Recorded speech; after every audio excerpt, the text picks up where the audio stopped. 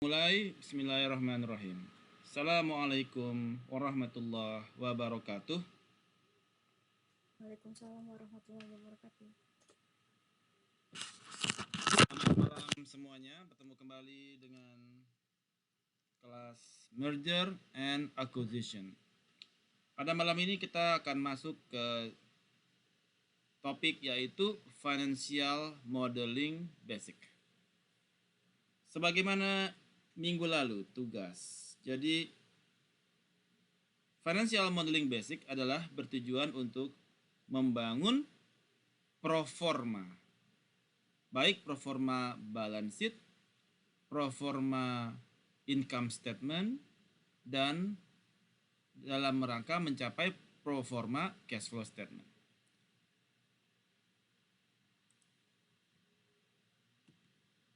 Topik kita yaitu Financial Modeling Basic, yaitu masih di dalam subbab yaitu Valuation and Modeling.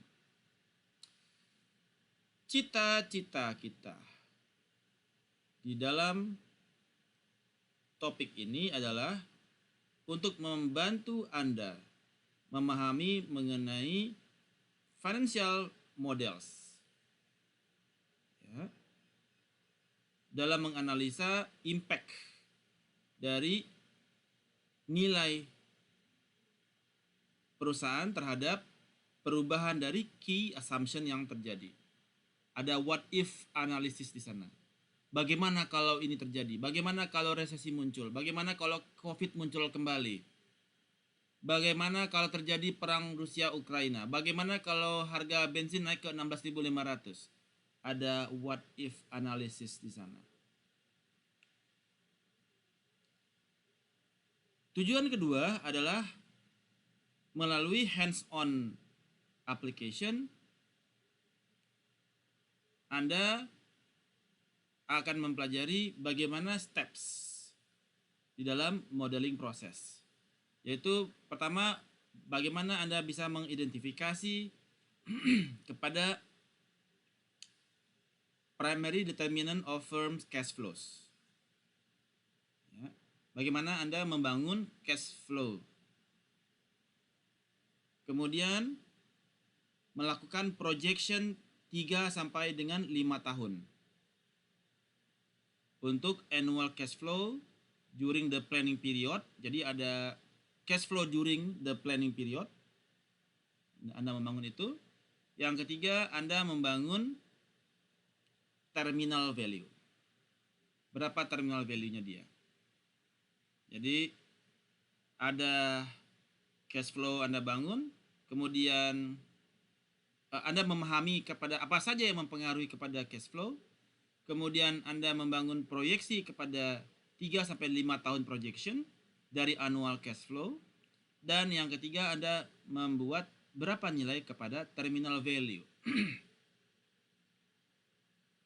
Ini merupakan, semua kegiatan ini adalah merupakan financial modeling. The role of financial model in solving problem. Jadi financial model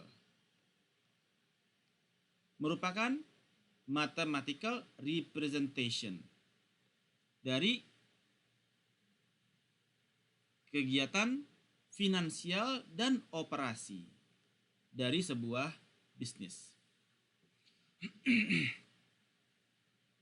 Aplikasi di dalam financial modeling itu includes kepada apa yang menjadi manajemen decision making, apa yang menjadi value driver, apa yang menjadi driver kepada decision making. Kemudian capital budgeting, evaluasi kepada investment opportunities. Apakah Anda akan buy ataukah Anda akan sell? Ini juga membangun bagaimana Anda mengevaluasi apakah sebaiknya Anda buy atau sell. Kalau Anda lebih menguntungkan bukan buy or sell. Buy atau rent, sewa. Kalau Anda lebih menguntungkan dia sewa, ngapain Anda invest? buy. Tapi kalau lebih menguntungkan buy daripada sewa, go, Anda buy untuk perusahaan tersebut. Misalkan Anda daripada Anda sewa mesin, ya Anda sewa mesin misalkan. Kemudian Anda akuisisi. Atau apakah lebih mending buy, rent, atau acquisition? Kalau Anda sewa mesin, Anda beli mesin baru, atau akuisisi, mana yang memberikan better investment opportunities? Karena awalnya dari sini, ya. Ternyata lebih menguntungkan dengan akuisisi. Ini menjadi underlying kepada keputusan Anda untuk melakukan akuisisi. Kemudian firm value estimation. Bagaimana Anda mengestimasi nilai dan resiko analisis menggunakan Monte Carlo simulation.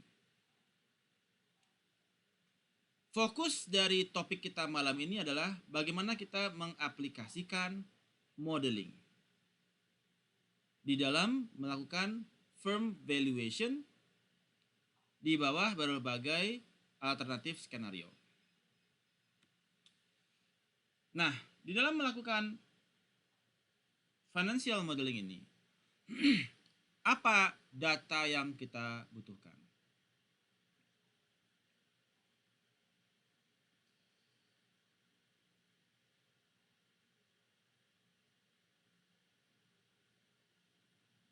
Data itu terbagi dua, yaitu ada data dependent, yang kedua adalah data independent. Tergantung kepada model output.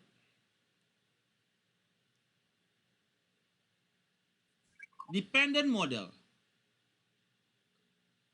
kalau di dalam model output, kalau kita menggunakan dependent modelnya, dia misalkan binary, maka itu juga bisa berbeda dengan multinomial dan bisa berbeda dengan regresi. Ya, tergantung dependennya kita. Maksudnya bagaimana? Ketika kita memperhitungkan sales, kita membuat financial model kepada kondisi sales kita ke depan. Itu pakai data apa? Dependent variable-nya. Binary, multinomial, atau satu lagi, interval. Datanya seperti apa ya? Kalau kita memprediksikan nilai sales itu berupa interval kah? Binary kah? Atau dia berupa Likert kah? Atau apa? Ada yang bisa jawab? Untuk sales.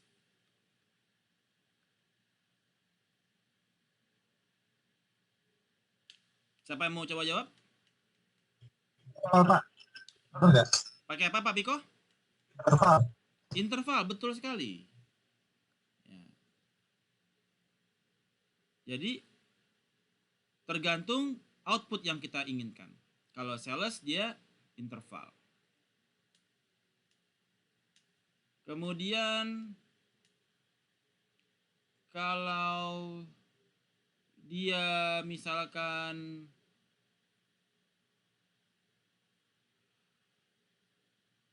company-nya itu bangkrut atau tidak bangkrut, itu yang mana datanya kita pakai? Untuk outputnya adalah perusahaannya akan bangkrut atau tidak bangkrut. Itu binary, multinomial, interval, atau Likert? Ada yang bisa mau jawab?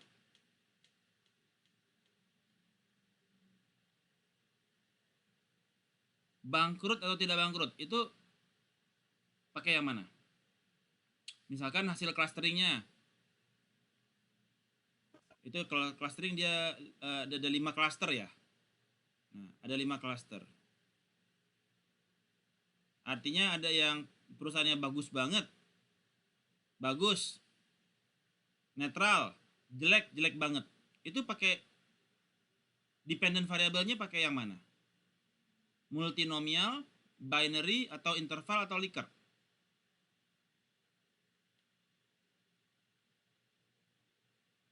Ada yang bisa jawab? Mungkin Likert, Pak ya? Bisa Likert. Nah, betul sekali Pak Suhari. Nah, jadi tergantung dari output. Di dalam proforma financial statement, kebanyakan kita menggunakan data yang interval sebagai model output. Baik terhadap sales, baik terhadap net income, baik terhadap cash flow, ya, kita menggunakan data interval. Credibility of the assumption underlying model output merupakan quality dari model output, kualitas dari output menunjukkan kredibilitas dari asumsi yang digunakan terhadap cash flow projection. Ya. Karena ketika kita memproyeksikan cash flow,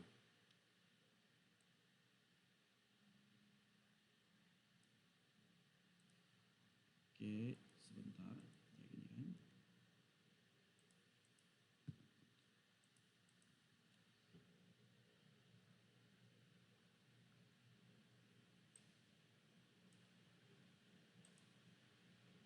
Karena ketika kita memproyeksikan kepada cash flow, tentunya semua dari proyeksi terhadap sales. Sales di tahun pertama, tahun kedua, tahun ketiga, tahun keempat, tahun kelima. Ya.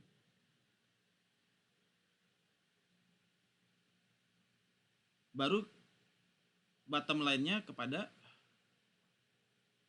net income. Nah, cash flow di tahun pertama, tahun kedua, ketiga tentu diperhitungkan kepada cash flow-nya dari sisi operating, investing, dan financing. Ya. Oke.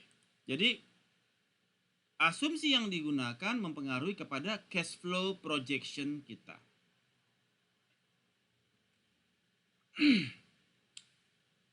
Dan secara konsekuensi,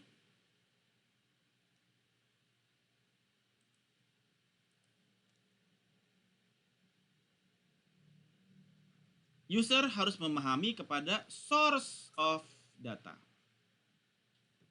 Ya, yang mana data itu betul-betul sudah diaudit dan diaudit oleh trusted party atau akuntan publik. Always use primary data source when possible. Ya, for the public firm, footnotes to the financial statement explain the detail underlying each line item. Oke. Jadi setelah kita jadi kita harus memahami bahwasanya quality data mempengaruhi kepada output dari proforma income statement balance sheet kita dalam rangka menciptakan proforma kepada cash flow statement.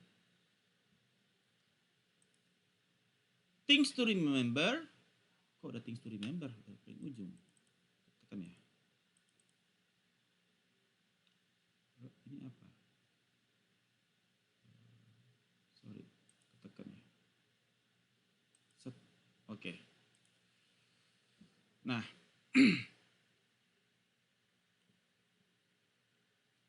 proforma accounting financial statements itu mempresent kepada financial data yang mana mendescribe kepada projected performance dari perusahaan. Menunjukkan apa yang menjadi performa dari si acquire company dan target company. Jadi setelah bagaimana dia perusahaan yang meng-acquire, performanya dia sebelum dia melakukan take over atau akuisisi dan sesudah dia melakukan take over. Maka performa dari perusahaan yang mengakuisisi juga akan berubah. Ketika Anda membuat strategi di awal, apa yang menjadi objektif perusahaan Anda? Oke, meningkatkan penjualannya dia misalkan sampai 100%. Salah satu strateginya adalah dengan melakukan akuisisi. Sebelum akuisisi, targetnya nggak tercapai. Setelah diakuisisi, baru targetnya terhadap salesnya tercapai. Jadi laporan keuangan dari perusahaan, yaitu acquire company, dia juga membuat pro forma sebelum akuisisi dan sesudah akuisisi. Jadi kalau pro forma bila dia tidak melakukan akuisisi, maka pro forma laporan keuangannya seperti ini. Apabila dia melakukan akuisisi, maka pro forma laporan keuangannya seperti ini. Dan bagaimana itu bisa mencapai kepada objektif dari perusahaan untuk target salesnya, untuk mencapai target valuasinya dan sebagainya.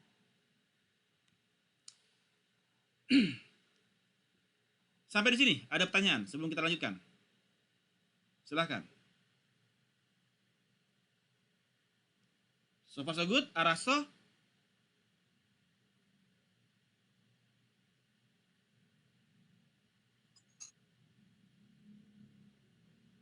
Any questions?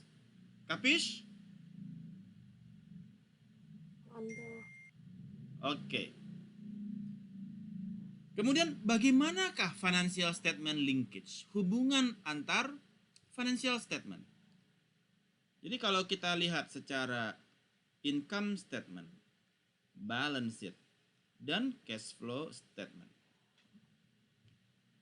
Di income statement, paling tinggi adalah revenue. COGS, cost of goods sold. Ya. Kemudian gross revenue. Dikurangin interest income, interest expense, kemudian income before taxes, sampai didapatkan net income. Net income ini akan tersambung kepada return earning dan dividen. Ya. Net income akan menyambung ke return earning dan dividen. Di sisi balance sheet, net income mempengaruhi kepada return earning. Kemudian dibentuklah cash flow statement. Terbentuklah cash flow statement. Dari sisi changes. Ya. Yang mana ending cash balance-nya mempengaruhi kepada nilai cash dari perusahaan. Ya. Jadi ini yang menjadi linkage, penghubung antara income statement dengan balance sheet dengan cash flow statement. Ya. Bottom line yang net income berhubung dengan return earning dan dividends, yang mana itu mempengaruhi kepada cash flow statement, di mana bottom line-nya dia, cash balance, mempengaruhi kepada nilai cash yang terdapat di sisi aset balance sheet.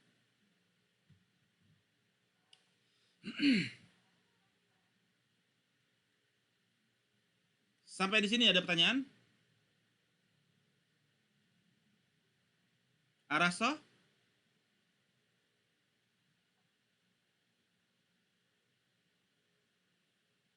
Suara saya terdengar? Benar, Pak. Benar, Pak. Oke, sebelumnya saya akan share screen dulu. Kayaknya saya share screen-nya ini bukan all ya. Sebentar, saya stop share dulu. Search in all. Oke. Share. Kemudian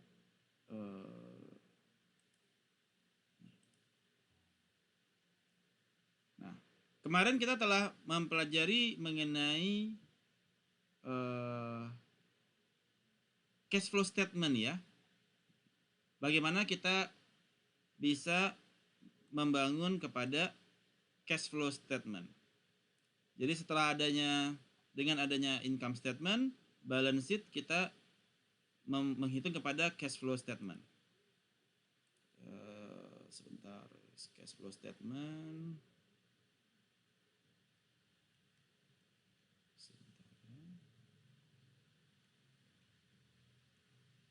Oke. Nah, ketika kita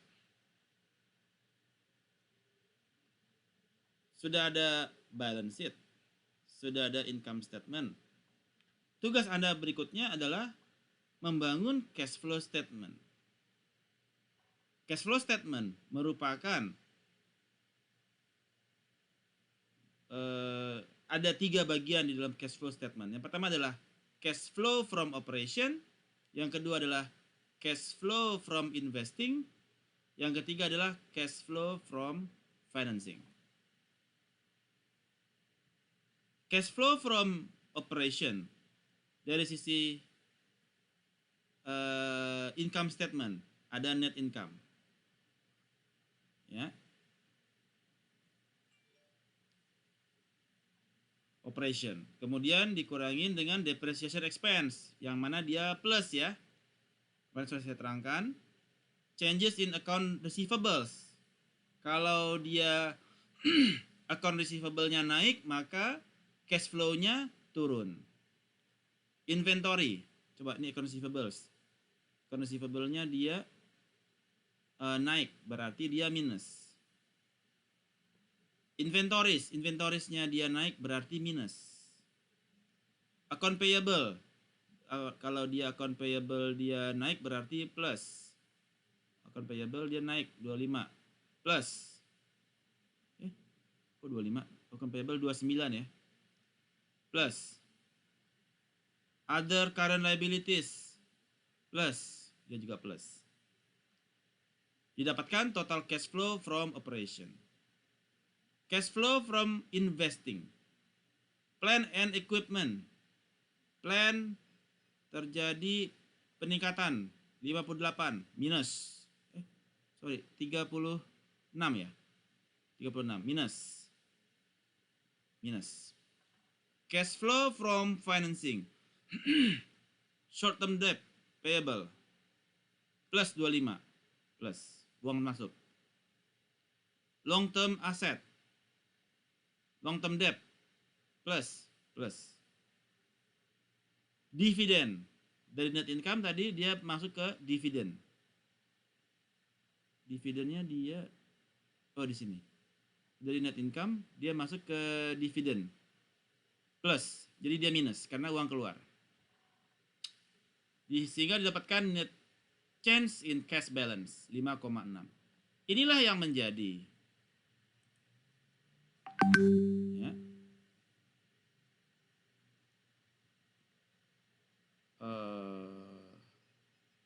yang menjadi cash flow statement. Ya. Terbentuklah cash flow statement dari income statement dan balance sheet. Step selanjutnya adalah membangun pro forma dari income statement dan balance sheet untuk bisa kita hitung cash flow statementnya. Ini yang menjadi tugas Anda untuk UTS-nya ya. Nah, ini konsepnya sama. Nah, di dalam membangun valuation, pertama-tama tentu kita harus membangun menganalisa kepada financial statements untuk memahami apa yang menjadi determinan terhadap cash flow. Ya, tadi apa saja? account payable, account receivable, dari operation, dari sisi operation, dari sisi investment, dari sisi financing, ya. Mana yang paling apa saja yang mempengaruhi? Datanya sudah ada atau belum? Ya. Kemudian Anda membangun cash flow statement.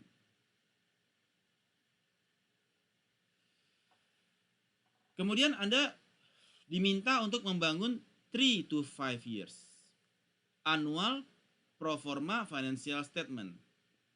Ya, itu yang disebut dengan planning period. Bagaimana caranya? Nanti kita akan bahas. Terus yang ketiga, Anda membangun terminal value.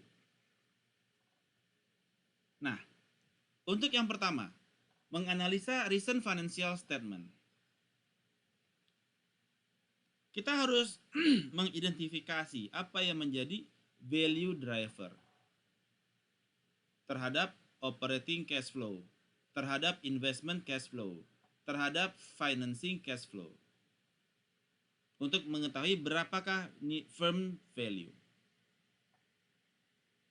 Untuk melakukan hal tersebut, kita perlu melakukan normalisasi terhadap historical data, ya. Kemudian key value driver include kepada sales growth rate. Nah, kita perlu membangun berapa sih growth rate dari tahun pertama, tahun kedua, tahun ketiga. Berapa dia growth-nya? Misalkan 10%, 12%, ya. Dan cost of sales sebagai percent of sales. Berapa percent of sales dari cost of sales? Misalkan di tahun pertama cost of sales-nya dia 80%, tahun kedua 70%, tahun ketiga 75%. Ya, ini menjadi key value driver untuk melakukan pro forma, yaitu growth rate dari sales dan cost of sales terhadap percent of sales. Metodenya percent of sales. Jadi ada dua, growth rate dan percent of sales. Gross margin merupakan perbedaan antara revenue dan cost of sales.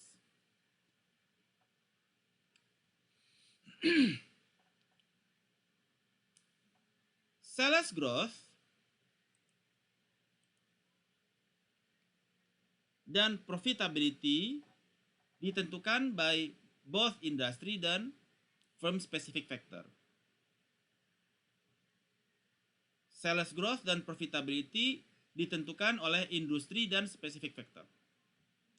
Untuk memahami apa yang menentukan sales growth dan profit, kita perlu memahami yang disebut dengan 5 forces models. Ya, ada the strength, the power of buyer, the power of supplier, the threat of new entrants, substitute products, rivalry in the industry. Untuk memahami kira-kira kita akan sales growth-nya berapa. Apakah kita mendapatkan positive externalities dari kondisi eksternal atau negative externalities dari kondisi eksternal. Kalau harga minyak dunia naik, kira-kira sales growth saya naik atau turun? Nah, kita perlu memahami apa yang mempengaruhi kepada sales Anda. Harga minyak dunia naik, sales kita turun atau naik? Ya mungkin turun karena komponen biaya kita jadi naik. Harga kita jadi naik, berakibat salesnya turun. Orang nggak sanggup beli. Dan ketika salesnya naik atau turun, itu akan mempengaruhi kepada profit. Ini ada sisi external environment. Ini kita perlu memahami. Kira-kira eksternal kita mendukung tidak kepada sales kita. Kalau eksternalnya mendukung, maka kita bisa, kalau kita kondisi strength kita menjawab kepada opportunities, maka sales growth kita bisa tinggi. Tetapi apabila kondisi eksternal itu sebagai threat yang mengakibatkan kita sebagai produk kita sebagai weakness, maka sales growth-nya akan mengalami pengurangan sales. Tergantung kondisi eksternal. Yang kedua adalah tergantung kondisi internal. Seberapa kompetitif perusahaan di dalam industri. How competitive the company's position within the industry. Berapa market share kita di market, di industri? Berapa nilai customer service kita terhadap industri? Berapa efisiensi kita dibandingkan industri? Itu merupakan firm specific factor yang mempengaruhi kepada berapakah sales growth yang akan Anda set. Naikkah sales growth-nya? Ataukah Anda set untuk turun? Tergantung dua hal ini.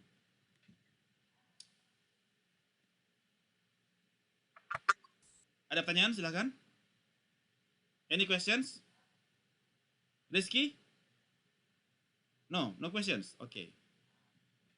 Aman, Pak. Alright. Pak, kalau boleh balik ke yang ini, Ya, Pak Sumari. hitungan cash flow, Pak. Oke. Kan kalau cash flow-nya kecil tapi dia karena pada saat itu dia memang bagi dividennya besar, itu positif atau enggak, Pak? Ini kayak di sini kan karena dividennya memang dia besar dibanding kalau misalkan ada perusahaan dia dividennya kecil tapi cash flow-nya banyak. Artinya kalau dividen besar kan sebenarnya ada indikasi perusahaannya memang untungnya banyak sehingga dia bagi dividennya sangat besar. Oke. Di dalam cash flow kita istilahnya adalah follow the money. Uangnya naik, keluar atau masuk. Jadi kalau semakin besar dividen berarti cash outflow kan? Iya. Itu aja poinnya Pak Suhari. Jadi cash flow statement ini adalah we follow the money. Follow the money. Uangnya masuk atau uangnya keluar. That's all yang kita hitung. Itulah cita-cita dalam cash flow statement. Ketika dividennya gede, ya negatifnya gede. Ya, konsekuensinya begitu. Menjawab Pak Suhari? Ya, Pak. Alright. Cool. Yang lain ada yang ditanyakan? Alright. Di dalam industry specific factor, ya. Di dalam external environment ada 5 forces ya. Jadi ini mempengaruhi kepada kita punya sales growth. Ketika weak suppliers dibandingkan dengan strong supplier. Kira-kira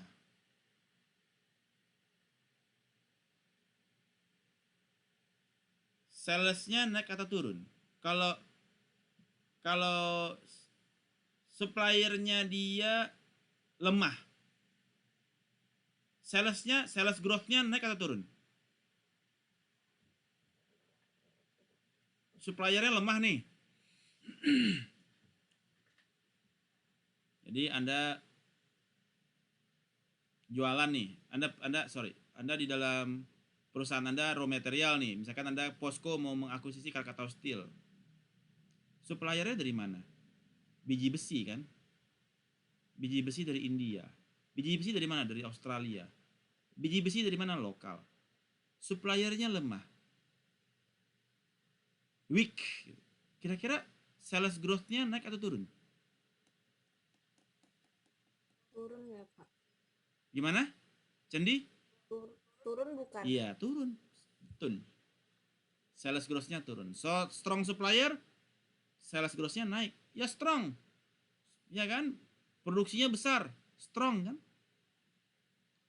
Kalau berikutnya, ketika terjadi resesi, harga minyak bumi naik, harga bensin naik, harga diesel naik 16.500. Customer-nya jadi weak. Sales growth-nya naik atau turun? Turun, Pak. Ya, betul. Ya. Kalau harga solarnya murah, customer juga strong. salesnya juga naik. Kemudian entry barrier. Kalau orang untuk berkompetensi itu barriernya tinggi, salesnya naik atau turun? Turun, Pak. Barriernya tinggi. Untuk berbisnis gitu barriernya tinggi, dokumen-dokumen kelengkapannya banyak banget. Salesnya naik atau turun?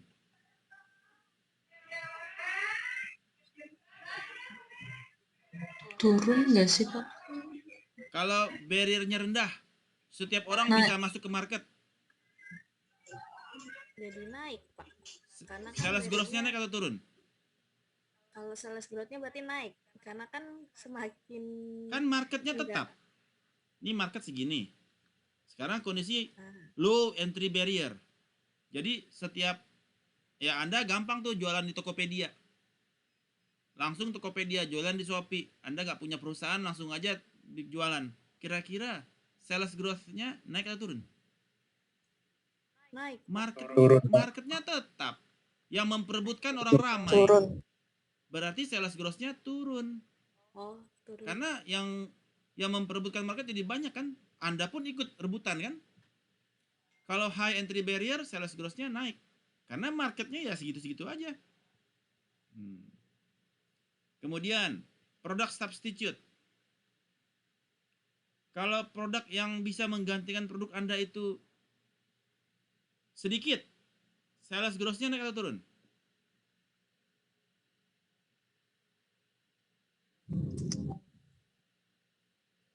Naik atau turun? Naik, Pak. Iya, betul. Kalau banyak yang substitusi, sales growth-nya turun. Rivalry, kompetisi. Kalau kompetisinya dia intens, salesnya naik atau turun? Turun, Pak. Ya, sales growth ya, growth. Ini naik. Jadi industry specific factor, 5 forces sebagai external environment mempengaruhi kepada sales. Jadi kita perlu mapping. Bagaimanakah kondisi supplier Anda? Bagaimanakah kondisi customer Anda? Bagaimanakah entry barrier? Bagaimanakah substitusi produk? Bagaimanakah rivalry? Itu memberikan indikasi sales growth Anda tinggi atau rendah. Araso. Nah, jadi jangan asumsi Anda naik. Framingnya selalu positif framing. Bakal naik. Luar biasa. Yes. Target luar biasa. Padahal 5 forces-nya dia turun semua. Supplier melemah, bahan baku sulit, customer-nya dia pun lemah ke daya belinya, entry barrier-nya juga nggak ada, substitusi produknya dia banyak, dan rivalry-nya tinggi karena marketnya sedikit. Jadi sales growth kita semakin tertekan. Negatif sales growth-nya. Turun. Dan ada juga firm specific factor yang mempengaruhi kepada profitability. Nah, kalau sales yang mempengaruhi kondisi eksternal. Kalau profit atau net income itu yang mempengaruhi adalah firm specific factor. Artinya secara internal environment. Revenue reflects firm's pricing power. Ability to gain market share. Dan growth terhadap demand produk kita di industri. Sementara cost of sales itu merefleksikan direct labor, material, dan bagaimana inventorinya dia value.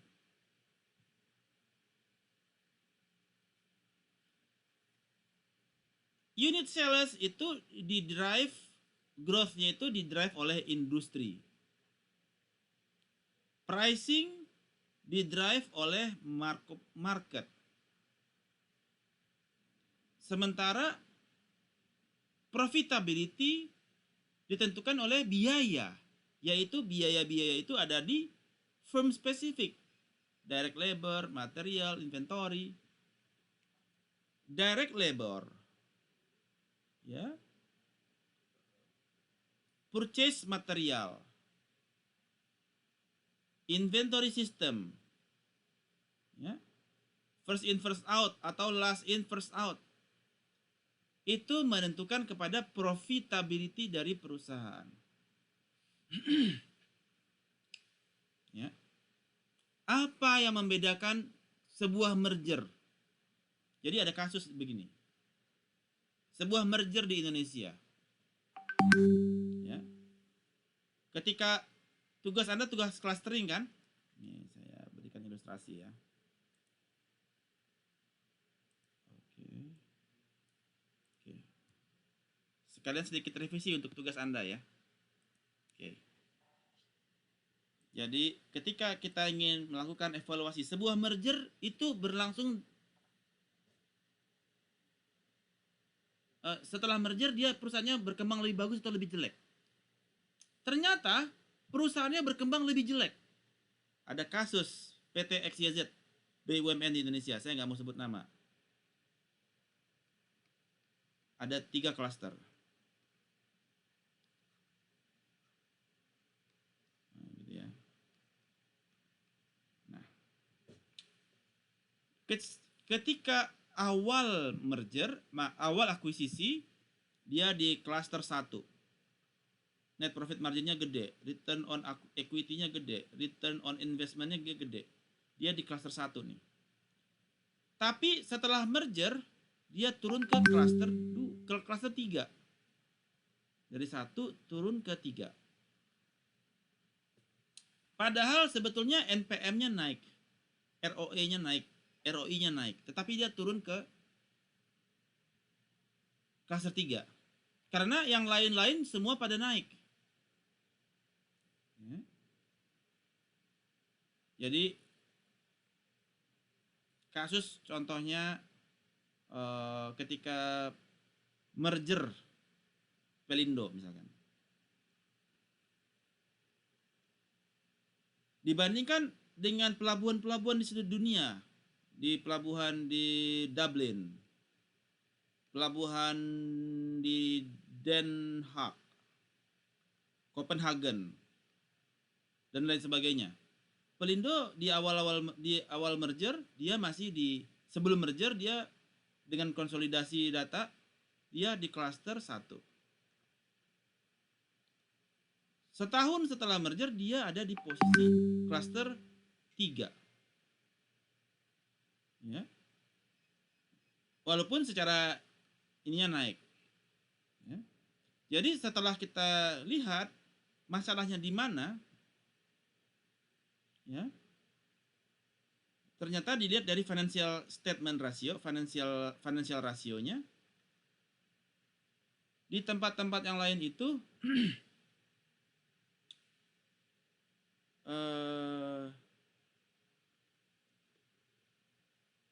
di tempat yang lain itu efisiensi rasionya dia tinggi. Misalkan di sini. Jadi langkah pertama itu adalah clustering model. Kemudian ada dua tahun ya. Di tahun pertama dan tahun kedua. Tahun pertama ini adalah sebelum merger, tahun kedua setelah merger. Ini adalah laporan keuangan setelah consolidated ya. Nah, tahun kedua setelah merger. Ternyata sebuah perusahaan merger dan akuisisi itu dinyatakan berhasil kalau dia tetap di cluster 1. Ternyata di tahun kedua dia turun clusternya ke cluster 3 dibandingkan dengan pelabuhan-pelabuhan di seluruh dunia. Ternyata masalahnya bukanlah dari sisi eksternal tetapi dari sisi internal. Apa yang mempengaruhi? Yaitu cost of goods sold-nya dia. Di pelabuhan-pelabuhan di Dublin, cost of goods sold-nya dia 73%, berkisar di antara 65 sampai 75% di luar negeri. Tetapi di Pelindo setelah dia merger, di sini cost of goods sold-nya berkisar di 82%. Jadi secara internal environment-nya Pelindo bermasalah.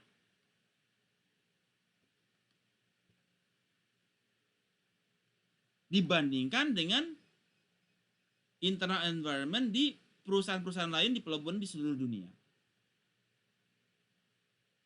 Jadi kita melihat keberhasilan merger, keberhasilan dari akuisisi apabila dia bisa mempertahankan dirinya berada di klaster 1. Jadi tugas Anda yang kemarin, ya, saya minta untuk dibuat 2 tahun terhadap clustering modelnya, yaitu cluster tahun pertama dan cluster tahun kedua. Untuk Anda presentasikan besok Kamis ya. Ya, cluster 1 dan cluster 2. Tahun pertama dan tahun kedua. Apakah dia masih di cluster 1? Ataukah kalau dia masih di cluster 1 artinya dia performing oke. Kalau dia turun performance-nya, dia artinya mengalami financial distress. Ini layak untuk diakuisisi. Tapi kalau dia di tahun kedua, ini nggak ada financial distress, masih stay di sana. Atau tahun ketiga ya masih tetap financial distress. Tapi yang menarik untuk Anda akuisisi adalah yang turun. Mana yang turun? Dari cluster 2 ke cluster 3. It means they have financial distress. Atau dari cluster 1 ke cluster 3. Artinya nih perusahaan bagus nih, tapi dia turun ke cluster 3. Kenapa? Ada masalah apa? Biasanya kegiatan merger akuisisi untuk memperbaiki kondisi internal environment, di mana cost of goods sold-nya dia tuh tinggi, ekonominya dia biaya tinggi. Nah, tujuan kita melakukan take over akuisisi salah satunya untuk memperbaiki kepada internal environment-nya dia. Bagaimana agar dia more efficient? Bagaimana agar biaya-biayanya lebih ditekan? Tidak terjadi pungutan liar, tidak terjadi fraud, tidak terjadi under table money. Biasanya itu bagian purchasing tuh yang nitip harga. Harga sekian ya kontainer ya, gue titip ya. Nanti akibatnya ekonomi biaya tinggi, kantor bayar mahal untuk pegawai. Itulah yang sering terjadi sehingga cost of goods sold-nya dia tinggi 82%. Sampai di sini ada pertanyaan terhadap external environment dan internal environment. Any questions? Araso?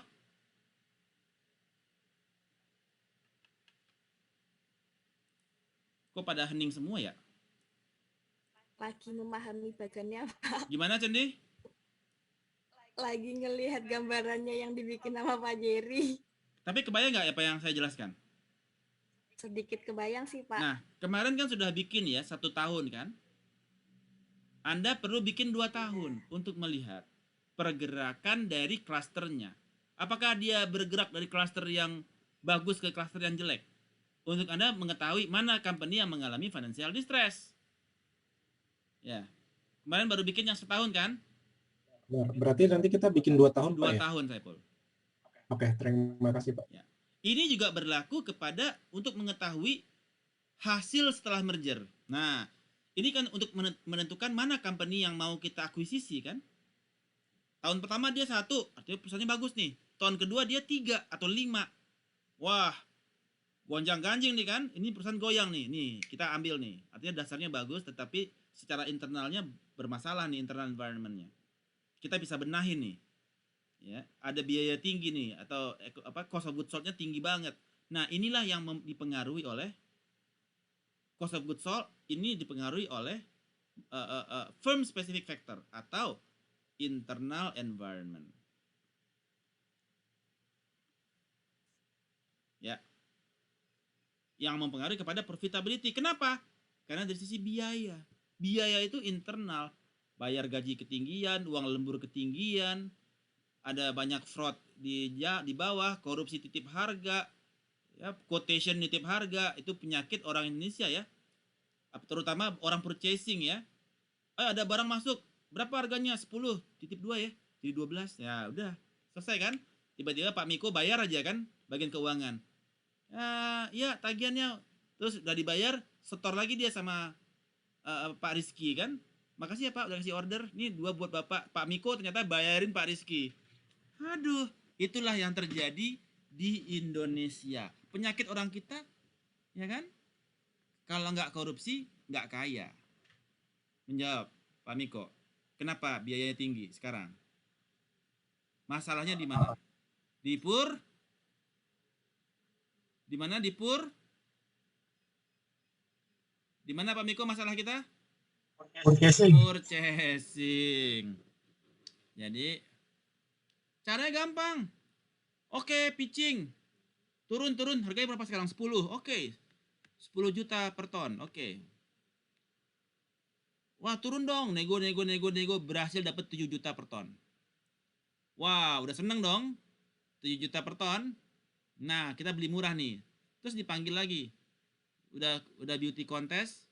Oke, Anda menang 7 juta. Yang lain-lain kasihnya 8 sama 9. Oke, seneng kan dia kan? Misalkan yang si vendornya Pak Suhari. Oke, baik Pak Suhari Anda menang. Sekarang harga saya kembalikan ke 10 juta. Maksud Bapak? Ya quotation-nya tetap 10 juta. Bapak udah menang 7 juta tapi tetap kita kembalikan ke 10 juta. Terus yang 3 jutanya buat saya. Akhirnya beli rumah di Cibubur, ya kan? Di Raffles Hills. Ada lapangan tenisnya. Berkat uang nitip. Semua begitu penyakitnya di Indonesia. Kenapa Indonesia nggak maju-maju? Penyakit orang Indonesia, nitip quotation. Siapa yang pernah ngalamin? Atau siapa yang pernah nitip di sini? Gak usah ngaku deh. Gak usah ngaku. Nah, itulah penyakit yang harus kita ketahui. Jadi inilah yang menjadi masalah yang mengakibatkan si cost of goods sold kita jauh di atas kompetitor. Sehingga kita turun dari klaster 1 turun ke klaster 3 setelah merger. Karena ya penyakit perusahaan-perusahaan begitu kan ada yang tukang nitip tuh. Nah, ya udah. Harga titipannya udah ya begitu dah. Oke? Oke. Yes, Astrid. Mau tanya itu yang tugas itu kan kemarin cuma clustering, sekarang kan tambahannya cuma tambah Sebelumnya. tahunnya Ya, aja kan tahun Pak, sebelumnya. kalau sebelumnya. Jadi kalau tadi kan kemarin saya bikin 2021 berarti 2020 kan. Ya. Jadi untuk Tapi outputnya sama kan, cuma lihat financial distress-nya aja. ya untuk melihat pergerakan klasternya, Anda harus tahu klaster 1 2 3 4 5. Belum tentu kan urutannya yang bagus apa yang jelek banget kan? Anda harus lihat dulu dari sisi rasionya. Ini rasio yang paling bagus yang mana? Ini yang good, ini nomor 5. Ini yang paling jelek, ini 1. Nah, di tahun kedua juga begitu. Mana yang paling bagus, mana yang jelek. Oke, sekarang berikutnya Anda bandingkan antara perusahaannya dia di tahun 2020 berapa? Di tahun 2021 klaster berapa? Oh, terjadi perburukan. Dari klaster 3 turun ke klaster 5. Nah, Oh, clusternya itu tuh ini ya Pak, apa kayak ranknya gitu 1 sampai 5. iya kan Anda bikin 5 klaster kan? Oh iya, tapi maksudnya 1 yang bagus, 5 yang jelek 5 gitu yang Pak, bukan. bagus. Ya, 5 yang bagus, 1 yang jelek. Tapi kan belum tentu 1 itu yang kan dalam clustering kan dia acak kan? 1 itu bisa saja yang paling bagus, bisa saja yang paling jelek kan? Atau 2 Iya. bisa aja yang paling bagus kan? Sesuai data SPSS. Sesuai data rasionya kan? Ya. Rasio mana yang menurut Anda Iya, yang paling oke. bagus? Oh, ini yang klaster terbaik, Pak. Oh, ternyata di klaster 3 yang terbaik bisa aja kan? Jadi Anda harus paham dulu mana yang terbaik, mana yang terburuk. Kemudian pergerakannya dia di tahun pertama ke tahun kedua seperti apa? Pak, Ya. syarat untuk tahu terbaik dan terburuknya klaster itu apa ya? Nah, Anda lihat tuh, net profit marginnya paling gede. Return on assetnya paling gede. Return on equity-nya paling gede. Debt to equity ratio paling kecil. Oh, berarti itu yang akan bisa kita akuisisi kan, Pak? Bukan. Yang mau Anda akuisisi adalah yang dia mengalami financial distress. Yang minus Pak ya? Tapi Tapi kan kalau semisal nih Pak, kita kan udah tahu kalau itu distress gitu kan. Kan apalagi yang saya DR-nya gede banget gitu. Berarti kan itu akan mengarah menjadi perusahaan yang akan bangkrut gitu kan karena terlalu banyak. Nah, itu masa kita mau akuisisi Pak? Bukannya malah berarti kita mengakuisisi untuk membayar hutang aja ya Pak? Nah, menarik. Jadi ada juga yang dia bagus tapi kan dia turun, ada juga yang dia semakin tinggi tapi dia kan turun kasta. Bayang nggak? Secara net income-nya dia naik, secara ininya dia naik, secara ininya dia naik, tetapi klasternya turun ke klaster 3. Karena dia tidak sanggup, karena percepatan dari para kompetitornya lebih bagus daripada dia. Sehingga dia turun, walaupun net profit margin-nya dia naik. Walaupun ininya naik, bentar ya. Walaupun ininya naik, bentar. Walaupun net profit margin-nya dia naik, walaupun return on investasinya dia naik, walaupun return on equity-nya dia naik, tetapi teman-teman yang lain lebih tinggi. Sehingga dia turun ke klaster 3 walaupun semua naik. It happens. Kenapa? Karena teman-temannya yang lain, Anda buka lagi financial statement-nya, financial ratio-nya mereka, itu ternyata cost of goods sold-nya dia tuh paling tinggi sendiri. Yang lain-lain itu cost of goods sold-nya dia rendah-rendah. Jadi Anda harus melihat lagi kepada, untuk penentuannya itu Anda melihat kepada ininya mereka, financial statement-nya mereka lagi. Kenapa dia? Pertanyaannya adalah kenapa dia turun ya? Nah, ternyata cost of goods sold-nya yang rendah, yang naik. Nah, kayak beginilah yang menjadi indikator. Oh, ini masalahnya adalah di internal environment-nya dia. Karena yang menjadi masalah adalah cost of sales-nya dia. Jadi Anda sebagai perusahaan yang mengakuisisi sudah bisa kepikir, kalau masalahnya di cost of sales, berarti efisiensi di dalam nih yang masalah. Bayang nggak? Jadi Anda, apa yang Anda benahi? Jadi Anda tahu nih, nggak semata-mata gue pilih ini. Oh enggak. Ya. Yang menjadi target Anda adalah yang masalahnya di cost of sales. Jadi Anda bisa memperbaiki dari sisi biaya direct labor, ya, bagaimana inventory sistemnya. Jadi Anda udah kepikiran nih, ini perusahaan gue bakal akuisisi, bakal gue apain nih, buat perusahaannya lebih bagus. Kebayang nggak, Cendi? Ada pertanyaan lagi? Baik. Pak, mau nanya Pak. Ya, Miko. Kan kalau misalkan tadi saya mengambil data ya, ternyata kan data maksimal di tahun 2000 itu kan sampai bulan Juni ya Pak. Nah itu kalau lebih baik kan perbandingannya kalau misalkan mengambil data Juni 2022, perbandingannya Juni 2021. Betul. Juni 2021 berarti Iya, ya Pak. betul. Oke Pak, makasih Harus Pak. apple to apple ya. Kalau nggak ntar salah perbandingan. Alright. Oke, good. Satu lagi Pak, Ya. tadi nyambung pertanyaannya Pak Ara, berarti analisa untuk akuisisinya nggak cuma dari data rasionya, tapi dari kayak historinya juga gitu Pak. Iya, ketika Karena Anda kan keluarin, yang- ketika Anda melihat financial rasionya kan bisa Anda munculkan. Iya kan? Di data itu ada financial rasio nggak? Banyak kan? Iya. Tinggal Anda lihat perbandingan dengan Anda lihat nanti spesifik yang turun dari klaster 1 ke klaster 3, klaster 1 ke klaster 4, atau klaster 2 ke klaster 5. Yang bagus kan turun tuh. Kenapa nih mereka turun? Cost of goods sold-nya ternyata lebih tinggi atau terjadi peningkatan cost of goods sold. Ya kan? Nah, kayak gitu tuh indikator perusahaan yang nggak sulit gitu untuk Anda benahi ya. Karena masalahnya di sisi internal environment.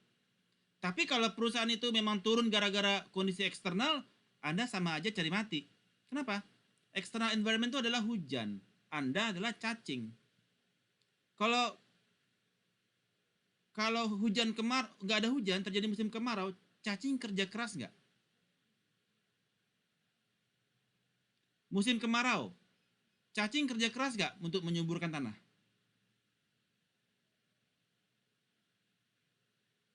Iya, Pak. Jaka. Kalau musim Iya, Pak. hujan, cacing kerja keras nggak? Enggak. Nggak. Kalau kondisi eksternal itu adalah kemarau dan hujan. Kalau masalahnya adalah kondisi eksternal, ya, wah ini perusahaan memang down gara-gara eksternal, terus Anda masuk, ya sama aja cari masalah kan? Diapain juga nggak bakal bener tuh perusahaan. Kondisi eksternalnya nggak memungkinkan. Misalkan Anda masuk dalam kondisi COVID, Anda beli perusahaan pariwisata. Ya diapa-apain juga nggak bisa kan pariwisata kan? Dalam kondisi COVID. Atau perusahaan transportasi. Dalam kondisi COVID, ya ngapain beli perusahaan transportasi? Kecuali kalau kita sudah memprediksi COVID bakal berakhir ya. Artinya secara cacing kerja keras tuh. Aduh. Tetapi kalau masalahnya adalah kondisinya mendukung sales naik, tetapi cost of goods sold-nya dia naik juga. Nah itu menarik. Anda tinggal benahin manajemen kan. Siapa yang maling, tangkepin. Siapa yang titip harga, tangkepin. Siapa yang biaya tinggi, perbaikin. Jadi lebih kepada kemampuan Anda untuk memanage perusahaan tersebut. Itu lebih menarik. Jadi kerjaan cacing nggak terlalu berat karena kondisi external environment mendukung kepada bisnis perusahaan. Menjawab, Astrid? Mencerna Pak. Ya, tapi dapat gambaran Ya, Pak. dapat gambaran ya. Alright.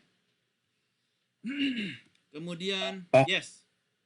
Ini Pak, kalau ngambil data 2 tahun atau 3 tahun itu kan berarti 2 tahun aja Pak. sampel 2 tahun. Nah itu berarti sampelnya harus sama nggak Pak? Karena kan kalau dari data kan kemarin tuh saya ada yang beberapa yang bolong tuh, ada yang data tahun 2022 ini. Nah berarti sementara kalau data tahun sebelumnya mungkin lebih lengkap. Nah itu sampelnya ngikutin yang sampel data terakhir aja Pak ya? Kan kalau supaya sama-sama. Pokoknya jangan ada missing data Pak. Kalau ada missing data ntar ngaco kan hasilnya kan, data-datanya jadi bias kan. Ya, enggak maksudnya kalau sampelnya yang sekarang 20 berarti yang tahun sebelumnya iya harus sama. 20 sama kan? Sama-sama Ya. 20. Ya. Ya, jangan sampai yang satu 20, satu lagi 21, udah beda lagi kan? Faktor ini rata-rata average-nya kan? Ya, oke. Jadi udah kebayang ya. Sebetulnya paling menarik kalau Anda bikin jurnal. Karena itu bakal menarik sekali karena Anda akan menjelaskannya dalam bentuk jurnal. Itu luar biasa. Keren loh. Bagaimana Anda menentukan itu ya? Anda yakin nih nggak mau bikin jurnalnya? Kalau bikin jurnal nanti sekalian buat tesis ya Pak ya? Tesis nanti beda lagi. Valuasi kita. Ini maksudnya kalau Anda bikin jurnal ini menarik loh. Anda membuat 2 klaster, Anda bandingkan saat klasternya dia pergerakannya kemana, untuk Anda memberikan kesimpulan sebaiknya melakukan akuisisi kepada perusahaan ini. Jadi lebih meresap gitu ya bumbunya ke Anda ya. Kebayang nggak? Enggak Pak. Nggak kebayang ya. Pak. Ini dulu aja masih pusing Pak. Ah ya udah nggak apa-apa. Oke, tapi bagi yang berminat bikin jurnal, saya persilahkan karena itu potensinya besar sekali untuk bisa masuk Scopus ya. Oh ya. Oke, berikut adalah bagaimana kita menentukan proforma. Nah ini adalah data historical ya dari 3 tahun terakhir. Ini untuk yang valuasi Anda, untuk UAS-nya nanti setelah selesai ini, selesai siapa yang company-nya segala macam, nanti baru itu jadi acuan untuk kita menentukan valuation. Yaitu pertama dari historical income statement, historical balance sheet, ya, dan kemudian kita membangun kepada projection. Nah, oke. Nah, di dalam income statement ada sales, ada cost of goods sold, ada gross profit, sampai dengan net income. Ya. Jadi ada data historical sampai dengan mulai dari sales sampai net income. Oke. Alright. Once historical data dan forecast assumption data dimasukkan ke dalam model, ya. Jadi kita ada asumsi kita ke depan gimana nih? Nah, apakah dia terjadi peningkatan sales atau penurunan sales? Sales growth-nya dia bakal naik atau bakal turun? Berdasarkan external environment secara industry analysis. Ya. Kemudian make sure the models balance sheet. Ya. Oh ini udah ada warna-warnanya ya. Itu nanti di itu ya kali ya di template yang satu lagi ya, template yang saya kasih ya. Nah,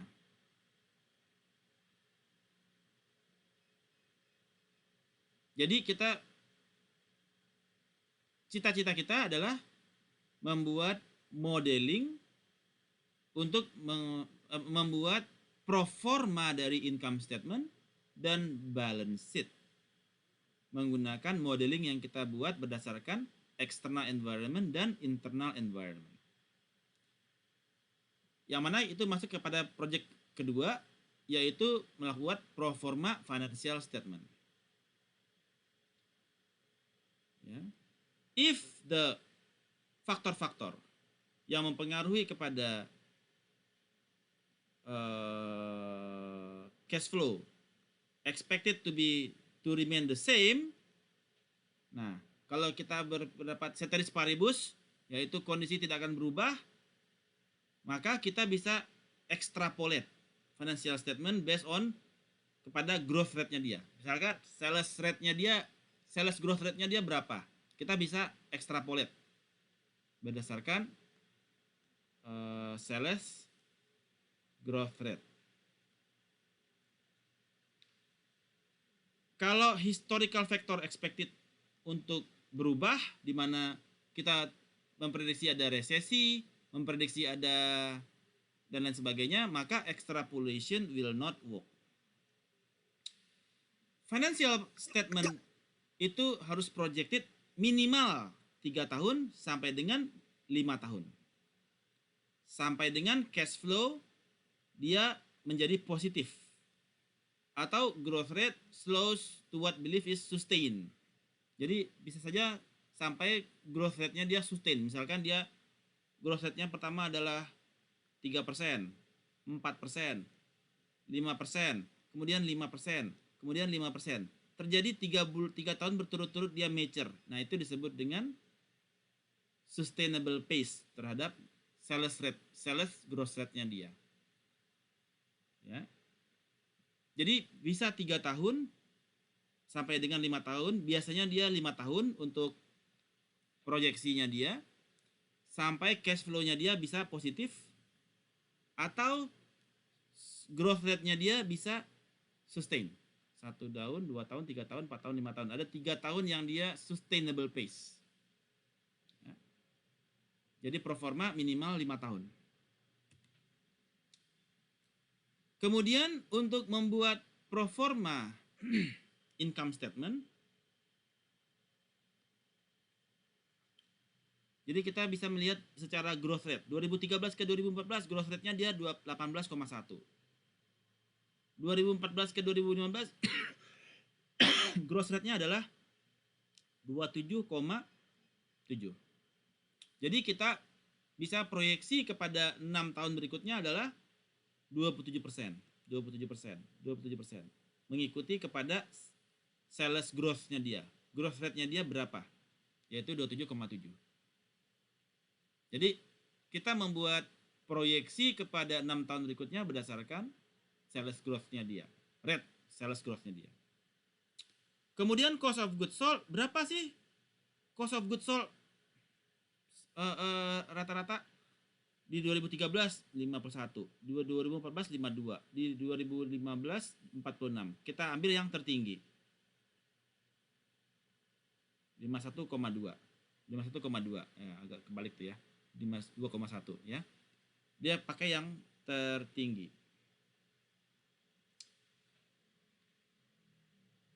Kemudian administrative expense ya 16,3 dan 27%. Oh, sorry, ini kayaknya rata-rata ya. 51,3 ditambah 52,1 ditambah 46,9 dibagi 3 rata-rata. Oh, dia pakai rata-rata ini, average. Average cost of goods sold selama 3 tahun terakhir. Terus juga sales and administrative expenses diambil rata-rata 20%. Jadi menggunakan percentage methods. Other expense 81, 84, 88 rata-rata 87, diambil rata-rata 87. Dan seterusnya. Jadi ini untuk membangun income statement. Tetapi yang membedakan adalah sales growth. Ya, dia ambil yang asumsi dia pakai 27,0. Pak, itu tadi rata-ratanya dari pembagian itu atau emang ya udah kita ambil sekiranya 20% gitu karena di antara 16 sampai 27% gitu. Apa gimana ya, Pak? Ya, ini rata-rata nih. Coba 16 tambah 16 27. tambah 27 bagi 2 gitu, Pak. 3 1 4 3 dibagi 2 sama dengan berapa? 21,5 ya. Dia ambil di 20 ya. Dia kurang lebih dia ngambil di dalam range-nya lah ya. Dia ambil range. Oh, berarti kan terserah yang si pembuat ya, Pak. Dia mengambil asumsi yang dia nggak mau mulu-mulu kan. Misalkan kalau dia pakai yang dia kondisi booming, dia pakai 21. Ini kondisi booming. Kalau kondisinya dia kan ada 3 kondisi ya. Ada booming, ada normal, ada resesi kan. Nah, booming misalkan di 21,5. Normal dia di 20. Resesi dia mungkin di 18 gitu ya. Jadi dia pakai kondisi skenario-nya yang normal. Begitu juga yang sales growth gitu ya. Kita juga ada lihat kondisinya booming, normal, resesi. Nah, ini kondisi ini adalah kondisi apa? Ini adalah kondisi external environment. Kan kita udah lihat data industri kan? Kita semuanya kondisinya gimana kayaknya? Sales si power of buyer gimana? Weak, semakin melemah atau semakin menguat? Kalau dia melemah maka sales growth-nya pun turun. Nah, berarti ada kondisi resesi. Nah, kondisi resesi kan dia ngambil ke yang angka yang lebih rendah. Tapi kalau dia lihat semuanya bakal normal-normal aja, dia ambil nilai normal. Tapi kalau dia pikir, wah ini kayaknya bakal booming nih. Ya, jadi tergantung asumsi yang kita gunakan terhadap kondisi external environment 6 tahun ke depan. Ada 3 kondisi, booming, normal, atau recession. Menjawab ya, Cendi. Oke, good. Iya, Pak. Nah, ada balance sheet, ada income statement. Baru kita mengestimate berapakah. Jadi setelah kita dapatkan cash flow statement, ketika sudah ada ini, ada income statement, ada balance sheet, kita bikin cash flow statement, udah ada 6 tahun, maka kita mengukur mengestimasi berapakah present value dari projected pro forma cash flow menggunakan weighted average cost of capital. Yang mana berarti kita ada 2, ada debt, ada equity. Artinya ini CAPM. Ini cost of debt. Ya, kita sudah pernah diskusi kemarin sebelumnya. Dan kemudian kita membuat present value menggunakan WACC ini. Ya. Kemudian cash flow beyond the planning period atau terminal period. Maka kita menggunakan constant growth methods. Kita sudah pernah bahas ya, bagaimana kita mengukur terminal value. Jadi berdasarkan cash flow dibagikan dengan return on equity dikurangin dengan growth. Ya. Nanti kita hitung terminal value-nya. Nah, ini untuk menghitung weighted average cost of capital, ya, yaitu dengan kondisi debt dan equity untuk menghitung equity dengan menggunakan nilai CAPM. Ini, ngikutin yang kemarin aja, ini agak jelimet nih. Kemudian mengestimasi kepada nilai terminal value. Ya. Terminal value-nya cash flow. Ya. Terminal value-nya, kalau present value, nanti kalau present value dikurangin per WACC ya. Nah, jadi kalau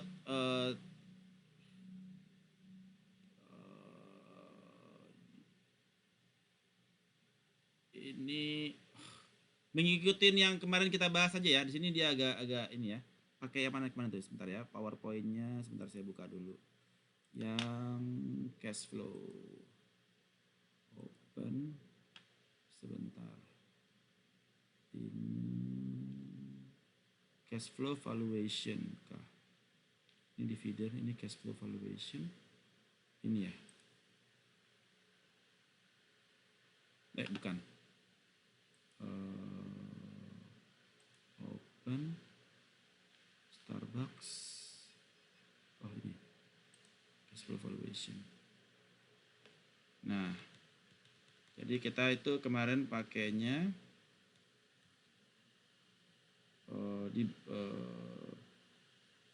cash flow-nya dibagi dengan return on equity dikurangin dengan growth rate. Jadi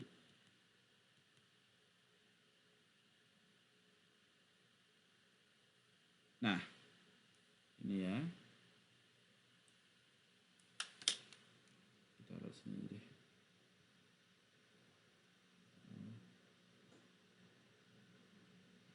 Ya.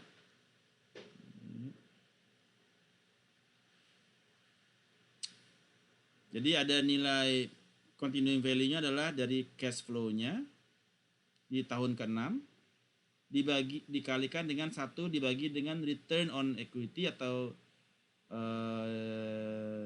CAPM-nya dikurangin dengan growth rate. Kita dapatkan nilainya. Kemudian kita present value-kan menggunakan WACC. 1 ditambah dengan WACC. Pangkat 5. Sama dengan sekian. Jadi di tahun ke-6, cash flow di tahun ke-6. Dikalikan 1 dibagi dengan return on equity-nya, dikurangin dengan growth rate, dapatin continuing value, kemudian kita present value-kan. Menggunakan 1 ditambahkan, kalau dia pakai CAPM ya, 1 plus CAPM pangkat 5. Karena dia di tahun ke-5 kan. Kita bikin present value-nya, kemudian didapatkan nilainya. Baru kemudian nilai dari present value tahun 1 sampai ke tahun ke-5 ditambah dengan tahun ke-6 mendapatkan nilai enterprise value dibagi dengan jumlah shares outstanding dapatin untuk value per share. Jadi itu ya, kita gunakan konsep yang sama saja, cuma di sini rumusnya kurang lebih jelas dengan yang sama, walaupun sebenarnya sama saja ya. Oke. Itu estimate terminal values. Nah, things to remember. Financial models merupakan mathematical representation of financial and operational characteristic of the business. The process step 1 adalah analyze kepada historical financial statements. Step kedua adalah melakukan proyeksi 3 sampai dengan 5 tahun. Kemudian step ketiga adalah estimate present value terhadap projected pro forma cash flow including the terminal values. Kemudian yang step keempat dibagi dengan shares outstanding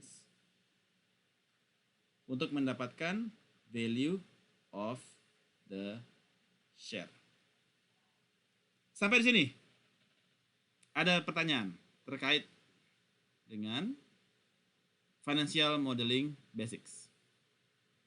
Any questions? So far so good? Gimana Farah kalau pakai geleng-geleng? Tidak good, Pak, karena ditambahin tugasnya. Ya, tapi itu penting ya. Saya tambahkan itu Iya, supaya sebenarnya Anda penting sih, Pak. dapetin sense-nya. Kenapa Anda pilih company itu? Ya, bukan hanya melihat dari 1 tahun terakhir, tapi dari 2 tahun terakhir. Kenapa? Because yang kita nilai bukan nilai clusteringnya saja, tetapi perubahan klasternya. Apakah terjadi perburukan klaster atau terjadi perbaikan klaster? Ya. All customer changes, all company changes.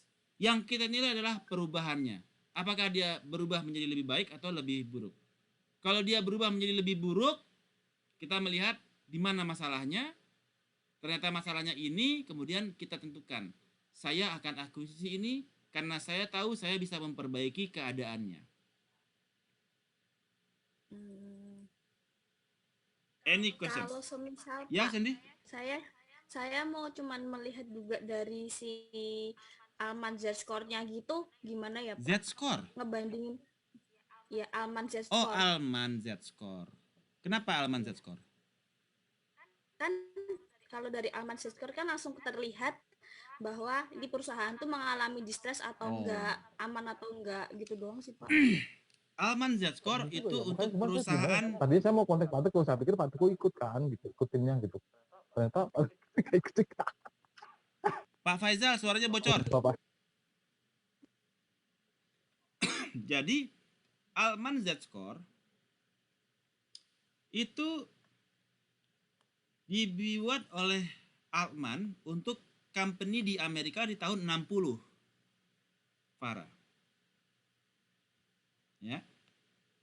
Kalau Anda mau memprediksi kepada kebangkrutan untuk perusahaan berbeda industri, udah beda lagi modelnya. Kita nggak bisa pakai Alman Z-score untuk seluruh industri. Ya. Alman melakukan research-nya dia di tahun 60 terhadap perusahaan-perusahaan yang ada di Amerika. Waktu itu udah ada digital marketing belum? Belum ada. Waktu itu udah ada handphone belum? Belum ada. Waktu itu udah ada mobil listrik belum? Belum ada. Jadi kalau Anda ingin membuat Altman Z-score, saran saya Anda bikin model baru. Anda membuat model baru untuk menentukan ini perusahaan mengalami financial distress atau tidak.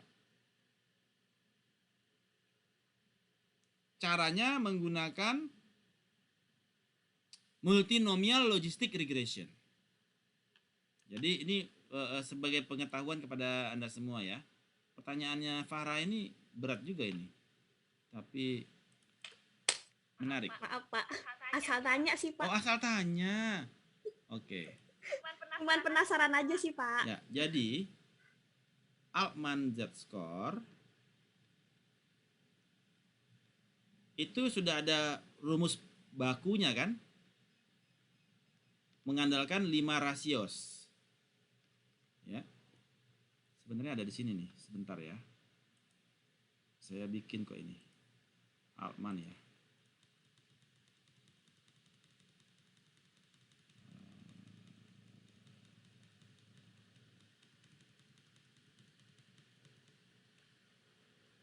Nah, ini disebut dengan Altman Z-score, yaitu nilai Z sama dengan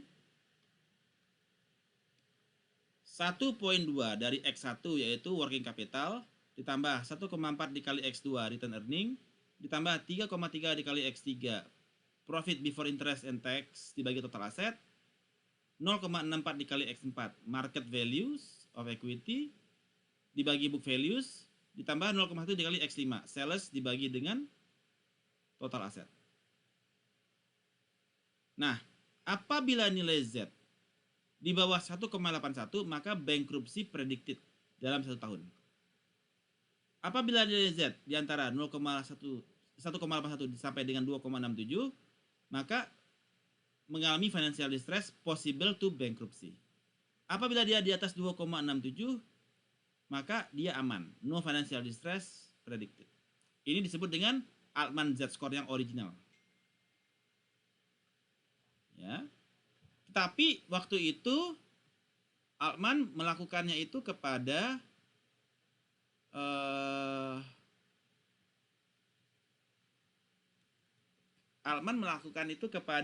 company di Amerika di tahun 1977.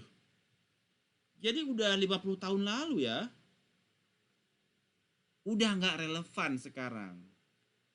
Rumus di tahun 77 sama rumus di tahun 2022 udah nggak bisa kepake. Dulu dia pakainya itu menggunakan kepada 33 company yang mengalami distress dan 33 company yang tidak mengalami distress, menggunakan 22 financial ratios, yang mana distress itu tahun 46 sampai tahun 65. Waduh, udah jadul banget tuh, Fahra. Jadi kita nggak mungkin pakai Z-score lagi karena ini datanya data tahun sebelum zaman perang kemerdekaan. Ya, saran saya Anda kalau mau bikin tesis untuk memprediksi bankruptcy, Anda bikin Z-score baru. Yaitu 33 perusahaan distress dan 33 perusahaan tidak distress di tahun 2020. Satu lah misalkan. Selama Covid. Menggunakan 22 rasios dan nanti Anda cari bagaimana hasil akhirnya. Itu nanti menggunakan bisa menggunakan binary atau multinomial logistic regression. Nah, untuk membuat Fahra Z-score namanya. Jangan Altman lagi. Ya. Udah nggak menarik Altman Z-score. Udah nggak relevan dengan saat ini. Udah kuno. Ya. Tapi ada beberapa sekuritas yang masih masukin Altman Z-score. Karena sekuritasnya itu masih orangnya masih kuno-kuno. Makanya sebaiknya Anda bikin model baru berdasarkan industri. Nah, jadi ini industri. Jadi nanti kalau Anda bikin disertasi tesis Fahra Z-score untuk industri perbankan. Nah, ini ada bikin baru. Belum tentu yang 5 ini kan rasionya. Dari 20 rasio yang signifikan kan kita harus mencari mana yang signifikan ya. Ternyata rasionya yang beda lagi yang signifikan. Nanti Anda bangun Z-score baru. Namakan Fahra Z-score untuk banking industry. Tapi tetap pakai tabelnya tabel Z-score ya Pak ya? Ya enggak lah.